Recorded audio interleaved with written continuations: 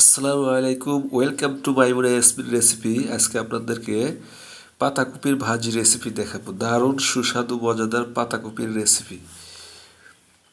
পাতাকপি কুচি কুচি করে কেটে নেওয়া হলো।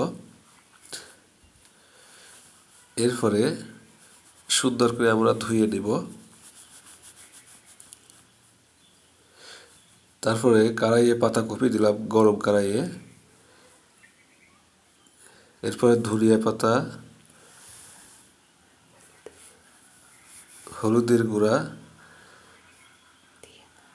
দিয়ে একটু আমরা নাড়াচাড়া করব।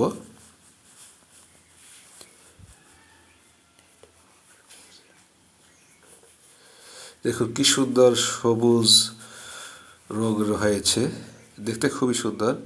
এরপরে আমরা একটু সিদ্ধ করে নিয়ে কড়াইয়ে শুকনো মরিচ এবং কাঁচা মরিচ দিয়ে দিলাম এবং পেঁয়াজ কুচি দিয়ে দিলাম। এরপরে সয়াবিন তেল দিলাম একটু। তারপরে পরিমাণ মতো পাঁচফোড়ন দিব। দিয়ে যখন এটির কালার ব্রাউন হবে তখন আমরা সবজিটি দিয়ে দিব। তারপরে লবণ দিয়ে দিব। দেখুন হয়ে গেল